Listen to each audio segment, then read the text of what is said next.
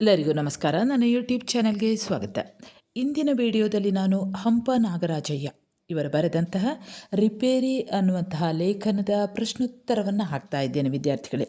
ನಿಮಗೆಲ್ಲ ಗೊತ್ತಿರ್ಬೋದು, ಹಂಪನ ಎಂದೇ ಪ್ರಸಿದ್ಧರಾಗಿರುವಂತಹ ಹಂಪ ನಾಗರಾಜಯ್ಯ ಇವರು ಹುಟ್ಟಿದ್ದು 1936 ಅಕ್ಟೋಬರ್ 7 ಗೌರಿಬಿದನೂರಿನ ಹಂಪಸಂದ್ರದಲ್ಲಿ ಜನಿಸಿದರು. ಇವರ ತಂದೆಯ ಹೆಸರು ಶಾನುಭೋಗ ಪದ್ಮನಾಭಯ್ಯ, ತಾಯಿಯ ಹೆಸರು ಪದ್ಮಾವತಮ್ಮ. ಇವರು ತಮ್ಮ BA ಆನರ್ಸ್ ಪದವಿಯನ್ನು ಮೈಸೂರು ಮಹಾರಾಜ ಕಾಲೇಜಿನಲ್ಲಿ ಪದವಿಯನ್ನು ಪಡೆದ ನಂತರ ಅವರು ಮೈಸೂರು ವಿಶ್ವವಿದ್ಯಾನಿಲಯದಿಂದ ಒಡ್ಡಾರಾಧನೆ ಅನ್ನುವಂತಹ ಈ ವಿಷಯದ ಕುರಿತಾಗಿ ಅಧ್ಯಯನಕ್ಕಾಗಿ ಡಾಕ್ಟರೇಟ್ ಪದವಿಯನ್ನು ಪಡೆಯುತ್ತಾರೆ. ತರುವಾಯ ಅಧ್ಯಾಪನ ವೃತ್ತಿಯನ್ನು ಪ್ರಾರಂಭಿಸಿದಂತಹ ಹಂಪನ ಅವರು ವೃತ್ತಿ ಜೀವನದಲ್ಲಿ ವಿವಿಧ ಕಾಲೇಜುಗಳಲ್ಲಿ ಕಾರ್ಯನಿರ್ವಹಿಸಿ ಈಗ ನಿವೃತ್ತ ಜೀವನವನ್ನು ಸಾಗಿಸ್ತಾ ಇದ್ದಾರೆ.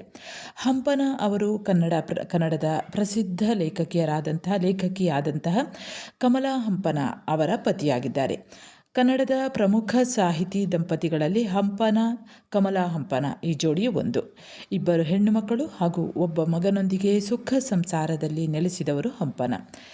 ಈಗ ಈ ರಿಪೇರಿ ಅನ್ನುವಂತಹ ಲೇಖನದ ಮುಖ್ಯ ಆಶಯ ಏನಂದರೆ, ಮನುಷ್ಯ ರಿಪೇರಿಗಾರರ ರಿಪೇರಿಗೆ ಒಪ್ಪಿ ಬಾಳನ್ನು ಒಳ್ಳೆಯ ರೀತಿಯಲ್ಲಿ ಮಾಡಿಕೊಳ್ಬೇಕು ಅನ್ನುವಂಥದ್ದೇ ಈ ಪ್ರಬಂಧದ ಒಂದು ಆಶಯ. ಅಂದರೆ ವಸ್ತುಗಳು ರಿಪೇರಿಗೆ ಬರ್ತವೆ. ರಿಪೇರಿಗೆ ಬಂದಂಥ ವಸ್ತುಗಳನ್ನು ಒಳ್ಳೆಯ ರೀತಿಯಲ್ಲಿ ರಿಪೇರಿಗೆ ಒಳಪಡಿಸಿ ಅದು ಮತ್ತೆ ಹೊಸದಾಗ್ತದೆ.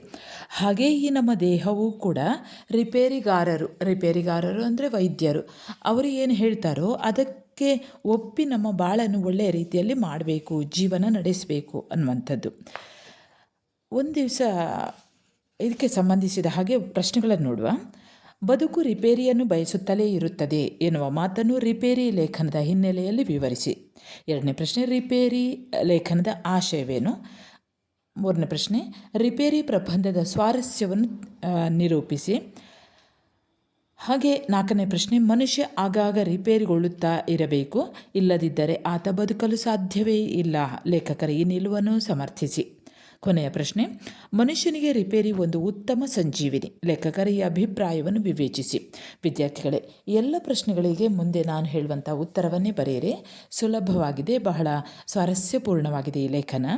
ಒಂದು ದಿವಸ ಲೇಖಕರು ಒಂದು ಭಾನುವಾರ ಅಂದರೆ ಲೇಖಕರು ಹೇಳ್ತಾರೆ, ಭಾನುವಾರ ಅಂದರೆ ಒಂದು ಶುಭ ದಿನ ಅಂತ ಹೇಳ್ತಾರೆ.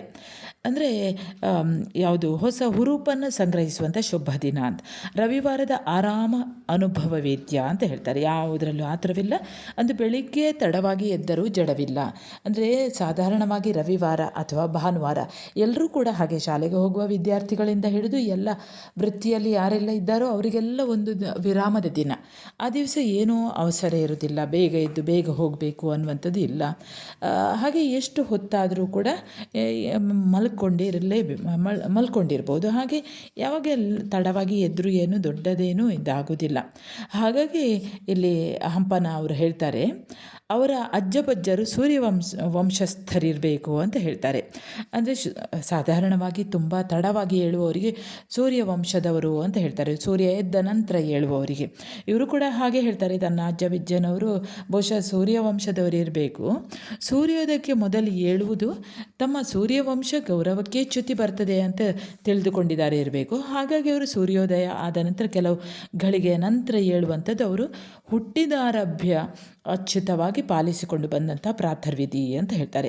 ಒಂದು ವಿಧದಲ್ಲಿ ಇದು ಅವರ ಪುರುಷ ವ್ರತ. ಹುಟ್ಟುವ ಮೊದಲು ಪ್ರಬಂಧಕಾರರಿಗೆ ಅಂದರೆ ಲೇಖಕರಿಗೆ ಬಹಳ ಆತುರವಿತ್ತಂತೆ. ಆದ್ದರಿಂದ ಅವರು ತಮ್ಮ ತಾಯಿಗೆ 9 ತಿಂಗಳು ತುಂಬುವ ತನಕ ತಾಳಲಾರದೆ ಆತುರದಲ್ಲಿ 7 ತಿಂಗಳಿಗೆ ಹುಟ್ಟಿದ್ರು ಅನ್ನೋದನ್ನು ಬಹಳ ತಮಾಷೆಯಾಗಿ ಹೇಳ್ತಾರೆ ಅವರು. ಹುಟ್ಟುವಾಗ ಮಾತ್ರ ಇದ್ದದ್ದು ಆತುರ, ಆದರೆ ಹುಟ್ಟಿದ ನಂತರ ಯಾವುದೇ ಆತುರ ಇಲ್ಲ ಅಂತ ಹೇಳ್ತಾರೆ. ಅವರ ನಿಧಾನ ಜಾತಕ, ವಿಳಂಬ ನಕ್ಷತ್ರ ಅಂತ ಹೇಳ್ತಾರೆ. ಹೀಗೆ ಒಂದು ದಿವಸ ಭಾನುವಾರ ಬಹಳ ಖುಷಿಯಲ್ಲಿರ್ತಾರೆ. ಆ ದಿವಸ ಹೊರಗಡೆ ರಿಪೇರಿ ಅನ್ನುವಂಥ ಒಂದು ಸ್ವರ ಕೇಳಿ ಬರ್ತದೆ. ಆಗ ಅಂದರೆ ಇವರು ಸಂಚಾರಿ ರಿಪೇರಿಗಾರರು, ಅಂದರೆ ನಿಮಗೆ ಗೊತ್ತಿರ್ಬೋದು, ಸಂಚಾರ ಮಾಡ್ತಾ ರಿಪೇರಿ ಮಾಡ್ತಾ ಹೋಗುವಂಥದ್ದು. ಮನೆಗೆ ಬರ್ತಾರೆ, ಅಲ್ಲಲ್ಲಿ ಬೇಕಿದ್ದವರು ನಿಲ್ಲಿಸ್ಬೋದು. ಹೀಗೆ ಲೇಖಕರ ಲೇಖಕರ ಮನೆ ಎದುರಿಗೂ ಕೂಡ ಒಬ್ಬ ರಿಪೇರಿ ಅಂತ ಕೂಗಿಕೊಂಡು ಬರ್ತಾರೆ. ಆಗ ಲೇಖಕರು ಹೇಳ್ತಾರಂತೆ, ಏನಪ್ಪ ನಿನ್ನ ಹೆಸರು, ನೀನು ಏನೇನು ರಿಪೇರಿ ಮಾಡ್ತೀಯ ಅಂತ ಕೇಳ್ತಾರೆ. ಆಗ ಅವನು ಹೇಳ್ತಾರಂತೆ, ಬುದ್ಧಿ, ನನ್ನ ಹೆಸರು ರಹೀಮ, ಛತ್ರಿ ಜರಡಿ ರಿಪೇರಿ ಮಾಡ್ತೀನಿ ಅಂತ ಗೌರವಪೂರ್ವಕವಾಗಿ ಹೇಳ್ತಾನೆ. ಆಗ ಲೇಖಕರು ಆತನ ಜಗಲಿಯ ಮೇಲೆ ಕೂಡ್ಲಿಕ್ಕೆ ಹೇಳ್ತಾರೆ. ಆಗ ಒಂದು ಇಲ್ಲೊಂದು ಹೇಳಿಕೆ, ಗಾದೆ ಮಾತನ್ನು ಹೇಳ್ತಾರೆ, ಶೆಟ್ಟಿ ಬಿಟ್ಟಲ್ಲೇ ಬಿಡಾರ ಅಂತ. ಅಂದರೆ ಎಲ್ಲಿ ಚೂರು ಜಾಗ ಸಿಕ್ಕಿದ್ರೂ ಸಾಕು ಅಲ್ಲಿ ವ್ಯಾಪಾರ ಮಾಡಿ ಬಿಡ್ತಾನೆ ಅನ್ನುವ ಹಾಗೆ, ಅಂದರೆ ಅಂಗಡಿಯನ್ನು ತೆರೆದು ಬಿಡ್ತಾನೆ ಅನ್ನುವ ಹಾಗೆ ತಮಾಷೆಯಲ್ಲಿ ಹೇಳುವಂಥದ್ದು. ಈಗ ರಹೀಮ ರಿಪೇರಿಗಾರ ಏನು ಮಾಡ್ತಾನೆ, ಆ ಜಗಲಲ್ಲೇ ಕೂತ್ಕೊಂಡಲ್ಲೇ ತಮ್ಮ ಆ ಮುಚ್ಚಂಗಡಿಯನ್ನು ಬಿಚ್ಚಂಗಡಿಯಾಗಿ ಬಿಚ್ಚಿ ಹರಡ್ತಾನೆ. ಅಂದರೆ ಚೀಲದಲ್ಲಿ ಏನೆಲ್ಲ ರಿಪೇರಿಯ ವಸ್ತುಗಳು, ರಿಪೇರಿಗೆ ಬೇಕಾದಂಥ ಸಾಧನಗಳು ಏನೆಲ್ಲ ಉಂಟು ಅದನ್ನು ಆ ಚೀಲವನ್ನು ಬಿಚ್ಚಿ ಜಗಲಿಯಲ್ಲಿ ಹರಡ್ತಾನೆ. ಆಗ ಲೇಖಕರು ಏನು ಮಾಡ್ತಾರೆ, ಒಂದು ಕೊಡೆ ರಿಪೇರಿಗುಂಟು. ಅದು ಯಾವತ್ತೋ ಏನೋ ಸಂಪಾದಿಸಿದ್ದ ಕೊಡೆ, ಹಳೆಯ ಕೊಡೆ. ಅದು ತನ್ನ ಕಾಯಕವನ್ನು, ಅಂದರೆ ಮತ್ತು ಯಾವುದಕ್ಕೂ ಉಪಯೋಗ ಇಲ್ಲ, ಬಿಸಿಲಿಗೂ ಆಗುವುದಿಲ್ಲ, ಮಳೆಗೂ ಆಗುವುದಿಲ್ಲ ಅನ್ನುವ ಹಾಗೆ ಮೂಲೆ ಸೇರಿತ್ತಂತೆ. ಮನೆಯಲ್ಲಿ ಒಂದೇ ಕೊಡೆ ಇರುವುದಕ್ಕಿಂತ ಕೊನೆ ಪಕ್ಷಿ 2 ಕೊಡೆಯಾದರೂ ಇದ್ದರೆ ತುಂಬ ಒಳ್ಳೆಯದಾಗ್ತದೆ. ಇಲ್ಲಿದ್ರೆ ಗ್ರಾಚಾರ ತಪ್ಪಿದ್ದಲ್ಲ, 2 ಕೊಡೆ ಇದ್ದರೆ ವಾಸಿ, ಮಳೆಗಾಲದಲ್ಲಿ ಹೇಗೋ ನಿಭಾಯಿಸ್ಬೋದು. ಕೊಡೆಯ ವಿಚಾರ ಬರ್ತಾ ಇದ್ದ ಹಾಗೆ ನಮ್ಮ ಲೇಖಕರಿಗೆ ಶಾಸನಗಳಲ್ಲಿ ಬರುವಂಥ ಮುಕ್ಕೊಡೆಗಳೆಲ್ಲ ಪ್ರಸ್ತಾಪ ನೆನಪಾಗ್ತದೆ. ಜಿನನಿಗೂ ಮುಕ್ಕೊಡೆಗಳ ಚಿತ್ರವಿದೆ. ಮುಕ್ಕೊಡೆಯನೇ ನಿಜವಾದ ಸುಖಿ. ಒಂದಲ್ಲ ಒಂದು 2 ಕೊಡೆ ಕಳೆದುಕೊಂಡರೂ ಕೊಡೆಗೆ ಅವನಿಗಾಗಿ ಇನ್ನೂ 1 ಕೊಡೆ, ಮುಕ್ಕೊಡೆ ಅಂದರೆ 3 ಕೊಡೆ, ಒಂದಲ್ಲ ಒಂದು 2 ಕೊಡೆಯನ್ನು ಕಳೆದುಕೊಂಡರೂ ಕೂಡ ಕೊನೆಯದಾಗಿ 1 ಕೊಡೆ ಆದರೂ ಇರ್ತದಲ್ಲ ಅಂತ. ಹಾಗೆ ಲೇಖಕರು ರಹೀಮನನ್ನು ಹೊರಗೆ ಕೂತ್ಕೊಳಿಸಿ ತಾವು ಹೀಗೆ ಯೋಚನೆ ಮಾಡ್ತಾ ಒಳಗೆ ಹೋಗ್ತಾರೆ. ಅಂದರೆ ಕೊಡೆ 2 ಆದರೂ ಬೇಕಿರ್ತದೆ ಅಂತ. ಹಾಗಾಗಿ ಆ ಚಿಕ್ಕ ಮನೆಯಲ್ಲಿ ಹಳೆಯ ಮುಕ್ಕಾದ ಕೊಡೆ ಇತ್ತು.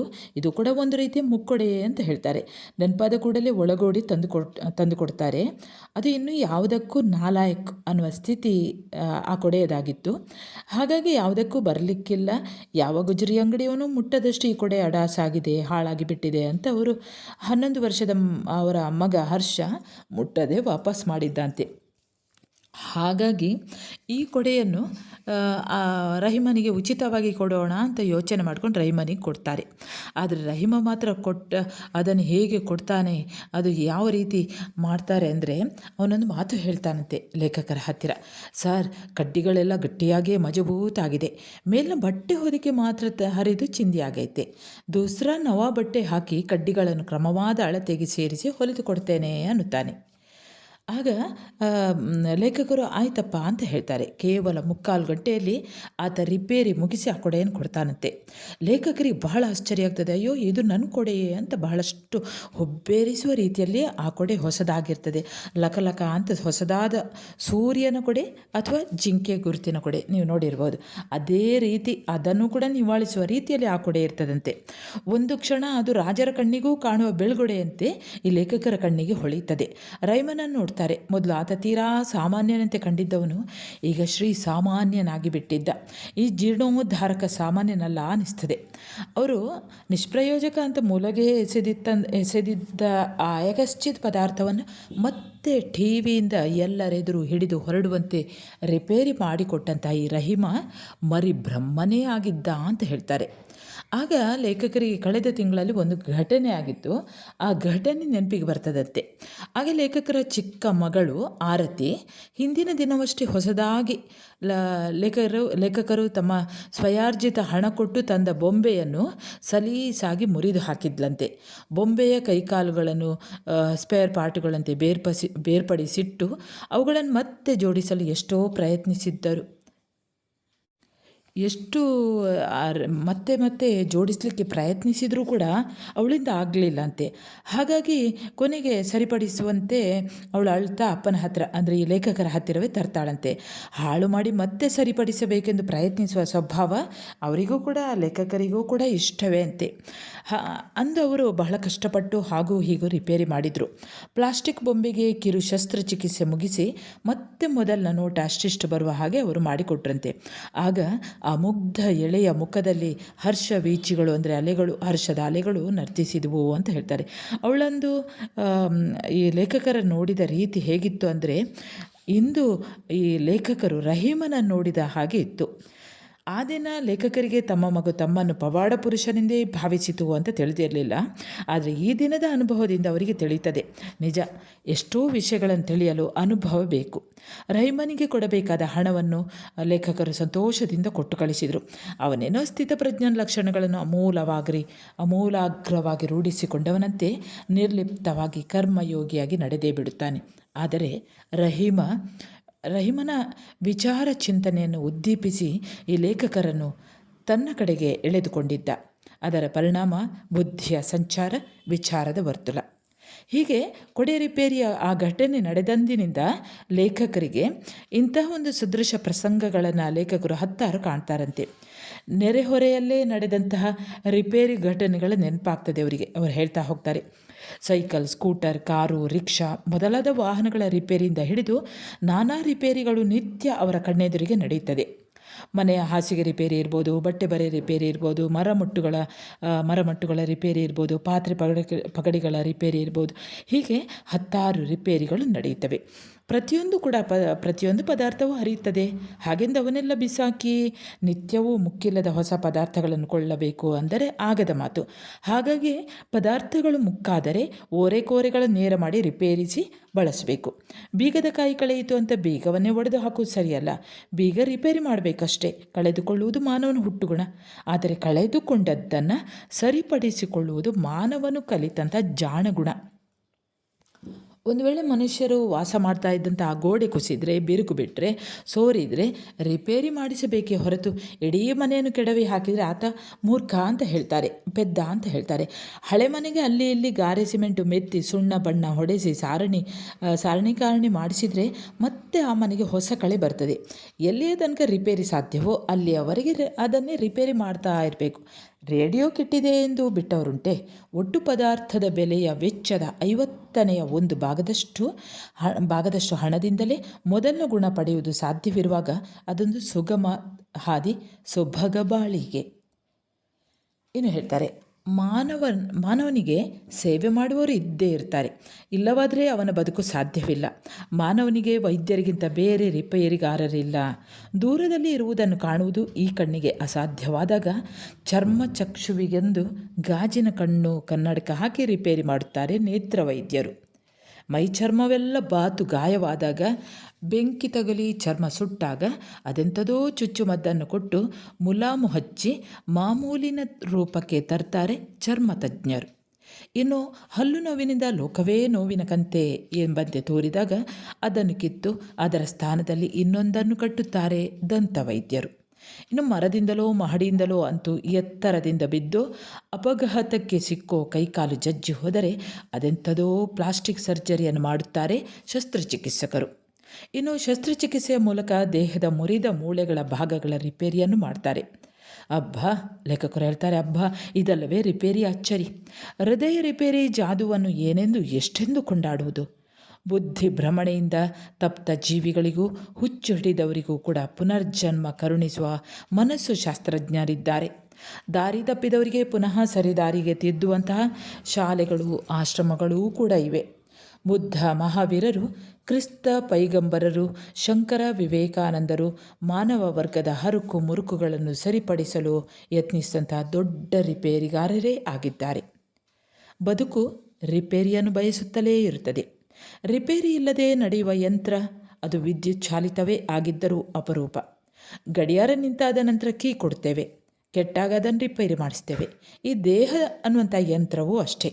ಕೆಲವೊಮ್ಮೆ ದೌರ್ಜನ್ಯದ ದಬ್ಬಾಳಿಕೆಗಳನ್ನು ಸಹಿಸಿಕೊಳ್ಳಲಾರದೆ ಸೊರಗಿದ ದೇಹಕ್ಕೆ ಪ್ರೀತಿ, ವಾತ್ಸಲ್ಯ, ವಿಶ್ವಾಸ, ಆತ್ಮೀಯತೆಗಳ ರಿಪೇರಿ ಹಿತಸ್ಪರ್ಶದ ಅಗತ್ಯವಿರ್ತದೆ. ಈ ಸುಖೋಷ್ಣ ರಿಪೇರಿಯಿಂದ ಆ ವ್ಯಕ್ತಿ ಮತ್ತೆ ಲವಲವಿಕೆಯನ್ನು ಪಡೆಯುತ್ತಾನೆ. ಒಂದು ಕ್ಷಣ ಬೇಡವೆಂದ ಬದುಕು, ಈ ಜೀವ ಇಲ್ಲಿಗೇ ಸಾಕು ಎಂಬ ಭಾವ ಈ ವಿಪರೀತ ವೃತ್ತಿಗಳಿರುತ್ತದೆ. ವೈರಾಗ್ಯವೆಲ್ಲ ಬೆಂಕಿ ತಾಗಿದ ಕರ್ಪೂರವಾಗುತ್ತದೆ. ಈ ವಿಧವಾದ ನರಜೀವನ ಕರುಣಿಸಿದ ರಿಪೇರಿಗಾರನ ಮಹಿಮೆ ಭಗವಂತನ ಲೀಲೆಗಳಿಗಿಂತ ಕಿಂಚಿದೂನ, ಅಂದರೆ ಭಗವಂತನ ಲೀಲೆಗಿಂತ ಕಡಿಮೆ ಏನು ಅನ್ನುವಂಥ ಪ್ರಶ್ನೆಯನ್ನು ಹಾಕ್ತಾರೆ ಇಲ್ಲಿ ಲೇಖಕರು. ಇನ್ನು ಹೇಳ್ತಾರೆ, ಚಿಂತಿಸುವುದಾದರೆ ಎಂಥೆಂಥ ರಿಪೇರಿಗಳೆಲ್ಲ ಇದೆ. ಎಷ್ಟು ಜನ ರಿಪೇರಿಗಾರರು. ನಮ್ಮ ನಿಸ್ತೇಜ ಬದುಕನ್ನು ಮೂರಾ ಬಟ್ಟೆಯಾಗಿಸದೆ ರಿಪೇರಿಯ ವಜ್ರಗಾರೆ ಹಾಕಿಯೋ ಮೆತ್ತಿಯೋ ಸರಿಪಡಿಸಲು ಎಷ್ಟು ವಿಧಗಳಿವೆ. ಎಷ್ಟಿದ್ದರೂ ನಮ್ಮ ಬದುಕು ಸರಿ ಹೋಗಿಲ್ಲ ಎಂದರೆ ತಪ್ಪು ರಿಪೇರಿಗಾರರದ್ದಲ್ಲ, ರಿಪೇರಿಗೆ ಆಶಿಸದ ನಮ್ಮ ತಪ್ಪು ಅಂತ ಹೇಳ್ತಾರೆ. ಇನ್ನು ರಾಮಾಯಣ ಮಹಾಭಾರತಗಳಲ್ಲಿ ಇಂತಹ ರಿಪೇರಿ ಕಾರ್ಯ ಉದ್ದಕ್ಕೂ ನಡೆದಿದೆ. ರಿಪೇರಿಗೆ ಒಪ್ಪಿದ ಬಹುಪರು ಗೆದ್ದರು, ರಿಪೇರಿಗೆ ಒಪ್ಪದವರು ಬಿದ್ದರು. ಆಂಜನೇಯನ ರಿಪೇರಿಗೆ ಓಗೊಡದ ರಾವಣ ಮಣ್ಣು ಮುಕ್ಕಿದ, ಓಗೊಟ್ಟ ವಿಭೀಷಣ ಪಟ್ಟಾಭಿಷಿಕ್ತನಾದ. ಕೃಷ್ಣ, ಭೀಷ್ಮ, ದ್ರೋಣಾದಿಗಳ ರಿಪೇರಿ ನುಡಿಗಳಿಗೆ ಕಿವಿಗೊಡದ ದುರ್ಯೋಧನಾದಿಗಳು ಹತರಾದರು. ಹತಾಶರಾದರೂ ಪಾಂಡವರು ರಿಪೇರಿಗೆ ಒಪ್ಪಿ ರಾಜ್ಯಾಭಿಷಿಕ್ತರಾದರು, ಅಂದರೆ ರಾಜ್ಯವನ್ನು ಪಡೆದರು. ಹೀಗೆ ಹೇಳ್ತಾ ಹೋಗ್ತಾರೆ ಪ್ರಬಂಧಕಾರರು. ಇವೆಲ್ಲ ನಿಜವಾದದ್ದರಿಂದ ರಿಪೇರಿಗಾರರನ್ನು ಕಂಡಾಗಲೆಲ್ಲ ಈ ಲೇಖಕರಿಗೆ ಆದರ, ಪೂಜ್ಯ ಭಾವ. ಅವರು ಹೊಟ್ಟೆಗೆ ಹಿಟ್ಟಿಲ್ಲದೆ ಹೊಟ್ಟೆಪಾಡಿಗಾಗಿ ಬೀದಿ ಬೀದಿ ಅಲೆಯುವ ಅಲೆಮಾರಿಗಳಲ್ಲ ಅಂತ ಹೇಳ್ತಾರೆ. ಶರಣರಂತೆ, ದಾಸರಂತೆ ಉದಾತ್ತ ಭಾವನೆಗಳನ್ನು ವರ್ಷಿಸುವಂತಹ ಚಾರಣರು. ದೃಷ್ಟಿಯನ್ನೇ ತಬ್ಬಿಕೊಳ್ಳುವಂತಹ ವಿಚಾರ ತರಂಗಗಳಿಗೆ ಅವರು ಎಡೆಯನ್ನು ಮಾಡಿಕೊಡುತ್ತಾರೆ. ಆಳವಲ್ಲದ ತಲ್ಲೀನತೆಯ ಉಲ್ಲಾಸವನ್ನು ತಂದುಕೊಡುತ್ತಾರೆ. ನಾವು ಇನ್ನೂ ಸಾಧ್ಯವಿಲ್ಲ ಎಂದು ನಿರಾಶರಾದಾಗ, ಸೋತು ಕುಸಿದಾಗ, ನಮಗೆ ಅನಾಥ ಪ್ರಜ್ಞೆ ಆವರಿಸಿದಾಗ ಈ ರಿಪೇರಿಗಾರರನ್ನು ಜ್ಞಾಪಿಸಿಕೊಳ್ಳಲು ನೆನಪಿಸುತ್ತಾರೆ ಪ್ರಬಂಧಕಾರರು. ಯಾಕೆಂದರೆ ಆಗ ನೆನಪಿಗೆ ಬಂದ ಇವರು ಲೇಖಕರಂತೆ ನಮಗೂ ಕೂಡ ಒಂದು ಹೊಸ ತತ್ವವನ್ನು ತಲೆಗೆ ಹಾಕಿ ಹೋಗ್ತಾರೆ. ರಿಪೇರಿಗಾರರ ಸಿದ್ಧಾಂತದ ಮುಂದೆ ಉಪಾಧ್ಯಾಯರ, ದಾರ್ಶನಿಕರ, ತತ್ವಜ್ಞಾನಿಗಳ ಸಿದ್ಧಾಂತಗಳು ಕೆಳಗಿಳಿದು ಎರಡನೇ ಪಾಳಿಗೆ ಅಂದರೆ ಎರಡನೇ ಹಂತಕ್ಕೆ ಸೇರುತ್ತವೆ. ಸೋಲು ಎನ್ನುವುದು ಅವರ ನಿಘಂಟಲ್ಲೇ ಇಲ್ಲ, ಅಸಾಧ್ಯ ಅನ್ನುವುದು ಅವರಿಗೆ ಅರಿಯುವುದಿಲ್ಲ. ಅವರ ಸ್ಮರಣೆ, ಸತತ ಪ್ರಯತ್ನ, ಶ್ರದ್ಧೆ ಇವನ್ನು ಆಶ್ರಯಿಸಿ ಅಂಕುಡೊಂಕುಗಳನ್ನು ನೇರಗೊಳಿಸಿ ಗೆಲುವಿನತ್ತ ನಡೆದೇ ಬಿಡುತ್ತಾರೆ. ವಸ್ತುವಿನ ವಿಷಯದ ಯಥಾಸ್ಥಿತಿಯ ಪರಿಜ್ಞಾನ ಅವರಿಗೆ ಕರತಲಾಮಲಕ. ನಿಜ. ಲೇಖಕರು ಹೇಳ್ತಾರೆ, ಲೋಕದಲ್ಲಿ ವಸ್ತುಸ್ಥಿತಿಯ ಸರಿಯಾದ ಸ್ವರೂಪ ತಿಳಿಯದೇ ಇರುವುದರಿಂದ ಮಾರಾಮಾರಿಗೆ ಲೇಖಕರು ವಸ್ತುಗಳ ರಿಪೇರಿಯಿಂದ ಹಿಡಿದು ಹಾಗೆ ದೇಹದ ಒಂದೊಂದು ಅಂಗಗಳ ರಿಪೇರಿಯನ್ನು ಮಾಡುವಂತಹ ವೈದ್ಯರಿಂದ ತೊಡಗಿ ಈಗ ಹೇಳ್ತಾರೆ, ಕ್ರಮೇಣ ಒಬ್ಬ ವ್ಯಕ್ತಿಯ ದೇಹ ಅದು ಶಕ್ತಿಯನ್ನು ಕಳೆದುಕೊಂಡು ನಿಸ್ತೇಜವಾಗ್ತಾ ಬರ್ತದೆ. ಆ ಜೀವ ಅನ್ನುವಂಥ ನಿಸ್ತೇಜ ಅಂದರೆ ಶಕ್ತಿಯನ್ನು ಕಳ್ಕೊಳ್ತದೆ. ಆ ದುಡಿಯುವಂತಹ ದೇಹ ನಿರ್ವೀರ್ಯವಾಗ್ತಾ ಬರ್ತದೆ. ಈ ಶೈಥಿಲ್ಯದ ಕಡೆಗೆ ಕಾಯಕಲ್ಪ ಅಗತ್ಯ ಅಂತ ಹೇಳ್ತಾರೆ. ಹೇಗೆ ಕಾಯಕಲ್ಪ ಅಂದರೆ ಹಿಂದಿನ ಋಷಿಗಳು ಯಾವ ಟಾನಿಕನ್ನು ಕುಡಿಯದೆ, ಅನ್ನಾಂಗಗಳ ಮಾತ್ರೆಯನ್ನು ತಿನ್ನದೆ, ಸೊಪ್ಪು ಸೆದೆ ತಿಂದುಕೊಂಡು ಹಣ್ಣು ಹಾಲು ಆಹಾರವನ್ನು ಪಡೆದು ಸೆಂಚುರಿ ನಾಟ್ ಔಟ್ ಅನ್ನುವ ಹಾಗೆ, ಅಂದರೆ 100 ವರ್ಷದ ನಂತರವೂ ಕೂಡ ಅವರು ಒಳ್ಳೆಯ ಆರೋಗ್ಯಯುತವಾಗಿ ಬದುಕಿದ್ರು. ಅವರು ದೀರ್ಘಾಯುಗಳಾಗಿ ಜೀವಿಸಿದ್ದುದರ ರಹಸ್ಯವೂ ಕೂಡ ರಿಪೇರಿಯಲ್ಲಿ ಅಡಗಿದೆ ಅಂತ ಹೇಳ್ತಾರೆ. ಹೆಚ್ಚು ಕಡಿಮೆ ಆಗದಂತೆ ಸಮತೋಲನವನ್ನು ಧನ್ವಂತರಿ ನಿಯಮ ಪಾಲನೆಯ ಮೂಲಕ ಕಂಡುಕೊಂಡ ಶತಾಯುಗಳು ಅವರು.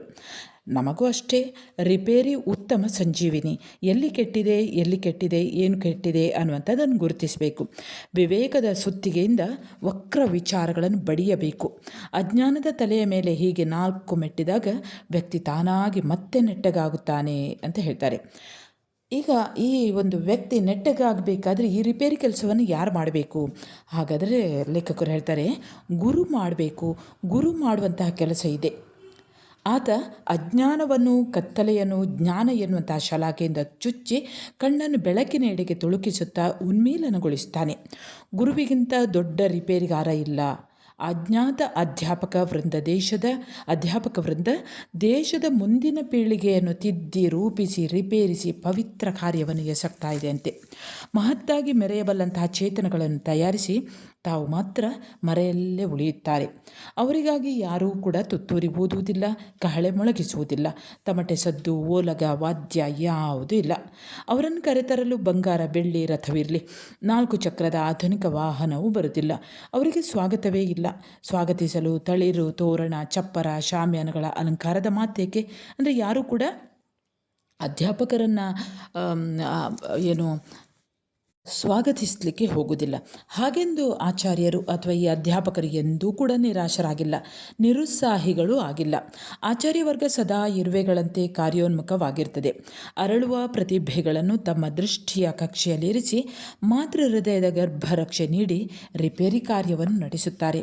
ಮೌಢ್ಯದ ಎದುರು ಅವರ ನಿರಂತರ ಚಟುವಟಿಕೆ, ತಾರುಣ್ಯದ ಶತ್ರುಗಳು ತಮ್ಮ ತರುಣ ಶಿಷ್ಯರ ಹತ್ತಿರ ಸುಳಿಯದಂತೆ, ಅವರ ನೆರಳು ಮುಟ್ಟದಂತೆ ಎಚ್ಚರಗೊಳಿಸ್ತಾರೆ. ಹಾಗೆ ಸುಪ್ತ ಪ್ರಜ್ಞೆ ಪ್ರತಿಭೆಗಳನ್ನು ಜಾಗೃತಗೊಳಿಸ್ತಾರೆ. ಜಡತೆಯನ್ನು ಕೊಡವಿ ಹುರುಪು ತಾಳಲು ಹುರಿದುಂಬಿಸುತ್ತಾರೆ. ಉತ್ಸಾಹ ಆರೋಹಣ ರೂಪದಲ್ಲಿ ಇರಬೇಕೇ ಹೊರತು ಅವರೋಹಣ ರೂಪದಲ್ಲಿ, ಅಂದರೆ ಕೆಳಗಿಳಿಯಬಾರದು, ಮೇಲೆ ಏರಬೇಕೇ ಹೊರತು ಅದು ಆ ಉತ್ಸಾಹ ಅನ್ನುವಂಥದ್ದು ಕೆಳಗಿಳಿಯದ ರೀತಿಯಲ್ಲಿ ಅವರು ನೋಡ್ಕೊಳ್ತಾರೆ. ಅಂದರೆ ಚಂಚಲತೆಯ ಯುವ ಚಿತ್ತಕ್ಕೆ ಅಚಂಚಲ ದೃಢತೆಯನ್ನು ಸ್ಥಾಪಿಸಿಕೊಳ್ಳುವಂಥ ದಾರಿಗೆ ಅವರು ಕೈಗಂಬವಾಗ್ತಾರೆ. ಜ್ಞಾನದ ದೀಪ ಹಚ್ಚುವ ಗುರುಗಳು ಗುರುತ್ವಕ್ಕೆ ಅರ್ಹರು. ಹಾಗೆ ಇನ್ನೊಂದು ಮಾತನ್ನು ಹೇಳ್ತಾರೆ ಲೇಖಕರು, ಸತ್ತವನು ಎದ್ದು ಬಂದವನು, ಅವನು ಚಿರಂಜೀವಿ ಅನ್ನುವಂತಹ ಕಥೆಗಳೆಲ್ಲ ಪುರಾಣ ಕಥೆಗಳೆಲ್ಲ ಕೇವಲ ಕಥೆಗಳಲ್ಲ ಅಂತ ಹೇಳ್ತಾರೆ. ಇವು ಕೂಡ ಅರ್ಥಗರ್ಭಿತ ಪ್ರತಿಮೆಗಳು. ಈ ಸಂಕೇತಗಳ ಸುತ್ತ ಗೂಡು ಕಟ್ಟಿ ಅರ್ಥಕೋಶಗಳ ಅನಾವರಣ ಮಾಡಬಲ್ಲಂತಹ ಪ್ರಾಜ್ಞನಿಗೆ ಅದರ ಆಂತರ್ಯ ದರ್ಶನವಾಗ್ತದೆ. ಹಾಗೆ ಅದರ ಅರ್ಥವರ್ತುಲವನ್ನು ಮುಚ್ಚಿಕೊಂಡು ಕವಲುಗಳನ್ನು ಸುಲಿಯುವ ಬುದ್ಧಿವಂತಿಕೆಯನ್ನು ಕೈವಶ ಮಾಡಿಕೊಳ್ಳಬೇಕು. ಹೀಗೆ ರಿಪೇರಿಗೆ ಅವಕಾಶವೇ ಇಲ್ಲದಂತೆ ನೋಡಿಕೊಳ್ಳುವಂತಹ ಮಹಾತ್ಮರು ಕಡಿಮೆ. ಬೆರಳೆಣಿಕೆಯ ಬಲ್ಲಿದರನ್ನು ಬಿಟ್ಟು ಬಿಡೋಣ. ರಿಪೇರಿ ಅನ್ನುವಂಥದ್ದು ಎಲ್ಲರಿಗೂ ಬೇಕು. ಸಕಾಲಿಕ ರಿಪೇರಿ ಉತ್ತಮ, ತಡವಾದ ರಿಪೇರಿ ಮಧ್ಯಮ. ರಿಪೇರಿ ಆಗಬೇಕಾದುದು ಇದ್ದು ರಿಪೇರಿ ಬಯಸದೇ ಇರುವುದು ಅಧಮ. ರಿಪೇರಿ ಮಾಡುತ್ತೇನೆ ಎಂದು ಹೋಗಿ ಇರುವುದನ್ನೂ ಹಾಳು ಮಾಡುವವನು ಅಧಮರಲ್ಲಿ ಅಧಮ ಅಂತ ಲೇಖಕರು ಹೇಳ್ತಾರೆ. ಹೀಗೆ ರಿಪೇರಿಯನ್ನು ಮಾಡಿಕೊಳ್ಳುತ್ತಾ ಮನುಷ್ಯನ ಮನೋಭಾವವನ್ನು ತಿದ್ದಲು ಯತ್ನಿಸುವಂಥ ಮನೋವೈದ್ಯರು, ಹಾಗೆ ವೈದ್ಯರು ಇರ್ಬೋದು, ನೇತ್ರತಜ್ಞರು ಇರ್ಬೋದು, ಶಸ್ತ್ರಚಿಕಿತ್ಸಕರು ಇರ್ಬೋದು, ಇವರೆಲ್ಲ ಮನುಷ್ಯನ ಶರೀರವನ್ನು ರಿಪೇರಿ ಮಾಡುತ್ತಾ ಬಂದಂತೆ ಬುದ್ಧ, ಮಹಾವೀರರು, ಕ್ರಿಸ್ತ ಪೈಗಂಬರರು, ಶಂಕರ, ವಿವೇಕಾನಂದರು ಮಾನವ ವರ್ಗದ ಹರಕು ಮುರುಕುಗಳನ್ನು ಸರಿಪಡಿಸುತ್ತಲೇ ಬಂದಿದ್ದಾರೆ. ಹೀಗೆ ಮನುಷ್ಯ ರಿಪೇರಿಗೆ ಬಗ್ಗಿದರೆ ಬದುಕಬಲ್ಲ, ಇಲ್ಲದಿದ್ದರೆ ಬೀಳಬಲ್ಲ ಅನ್ನುವಂಥದ್ದನ್ನು ಲೇಖಕರಾದಂತಹ ಹಂಪ ನಾಗರಾಜಯ್ಯ ಇವರು ಬಹಳ ಸೊಗಸಾಗಿ ಈ ಒಂದು ಲೇಖನದಲ್ಲಿ ವಿವರಿಸಿದ್ದಾರೆ. ವಿದ್ಯಾರ್ಥಿಗಳೇ, ನಿಮಗೆ ಟಿಪ್ಪಣಿ ಬರೆಯಿರಿ ಕೊಡ್ಬೋದು ರಿಪೇರಿ ಅನ್ನುವಂಥದ್ದು. ಇದನ್ನು ಸ್ವಲ್ಪ ಸಂಕ್ಷಿಪ್ತವಾಗಿ ಬರ್ಕೊಂಡ್ಬಿಡಿ. ಹಾಗೆ ಒಂದೆರಡು ಅಂಕದ ಪ್ರಶ್ನೆಗಳನ್ನು ಈ ರೀತಿಯಾಗಿ ಕೇಳಬಹುದು. ರಿಪೇರಿ ಅನ್ನುವಂತಹ ಲೇಖನದ ಲೇಖಕರು ಯಾರು? ಉತ್ತರ ಹಂಪ ನಾಗರಾಜಯ್ಯ. ಶುಭ ದಿನ ಯಾವುದು? ಉತ್ತರ ವಾರದ ಬೇಸರವೆಲ್ಲ ಸೋರಿ ಹೊಸ ಹುರುಪು ಸಂಗ್ರಹಿಸುವ ದಿನ. ಹಾಗೆ ಮೂರನೇ ಪ್ರಶ್ನೆ, ನಿಧಾನ ಜಾತಕ ವಿಳಂಬ ನಕ್ಷತ್ರ ಯಾರದು? ಉತ್ತರ ಲೇಖಕರದು. ನಾಲ್ಕನೇ ಪ್ರಶ್ನೆ, ಜಿನನಿಗೆ ಇರುವ ಕೊಡೆ ಯಾವುದು? ಉತ್ತರ ಮುಕ್ಕೊಡೆ. ಐದನೇ ಪ್ರಶ್ನೆ, ಪ್ರಬಂಧಕಾರರು ರಿಪೇರಿ ಮಾಡಿಸಿದ ಕೊಡೆ ಯಾವುದು? ಉತ್ತರ ಮುಕ್ಕಾದ ಕೊಡೆ. ಆರನೇ ಪ್ರಶ್ನೆ, ಛತ್ರಿ ಜರಡಿ ರಿಪೇರಿಗಾರ ಯಾರು? ಉತ್ತರ ರಹೀಮ. ಏಳನೇ ಪ್ರಶ್ನೆ, ಲೇಖಕರಿಗೆ ಅಸಾಮಾನ್ಯ ಜೀರ್ಣೋದ್ಧಾರಕ ಯಾರು? ಉತ್ತರ ರಹೀಮ. ಹಾಗೆ ಎಂಟನೇ ಪ್ರಶ್ನೆ, ಮಗಳಿಗೆ ಬೊಂಬೆ ರಿಪೇರಿ ಮಾಡಿಕೊಟ್ಟು ಲೇಖಕರು ತಮ್ಮನ್ನು ಯಾರಿಗೆ ಹೋಲಿಸಿಕೊಳ್ಳುತ್ತಾರೆ? ಉತ್ತರ ಮಹಾಪುರುಷನಿಗೆ. ಕೊನೆಯ ಪ್ರಶ್ನೆ, ಸೊಬಗ ಬಾಳಿಗೆ ಸುಗಮದ ಹಾದಿ ಯಾವುದು? ಉತ್ತರ ರಿಪೇರಿ. ಸರಿ ವಿದ್ಯಾರ್ಥಿಗಳೇ, ಇಲ್ಲಿಗೆ ರಿಪೇರಿ ಅನ್ನುವಂತಹ ಲೇಖನ ಮುಕ್ತಾಯವಾಗ್ತದೆ. ನೀವು ನನ್ನ ಚಾನಲ್ಗೆ ಹೊಸಬರಾಗಿದ್ದಲ್ಲಿ ಮೊದಲು ಸಬ್ಸ್ಕ್ರೈಬ್ ಮಾಡುವುದನ್ನು ಮರೆಯದಿರಿ. ಒಂದು ಲೈಕ್ ಕೊಡಿ, ಹಾಗೆ ಕಮೆಂಟ್ ಮಾಡಿ, ನಿಮ್ಮ ಫ್ರೆಂಡ್ಸಿಗೂ ಕೂಡ ಶೇರ್ ಮಾಡಿ. ನಾನು ಉಡುಪಿ ಜಿಲ್ಲೆಯಿಂದ ವಾಸಂತಿ ಅಂಬಲ್ಪಾಡಿ ಅಂತ. ಸರಿ ವಿದ್ಯಾರ್ಥಿಗಳೇ, ಮುಂದೆ ಹೊಸ ಪಾಠದೊಂದಿಗೆ ಮತ್ತೆ ಬರುತ್ತೇನೆ. ಅಲ್ಲಿಯವರೆಗೆ ನಮಸ್ಕಾರ.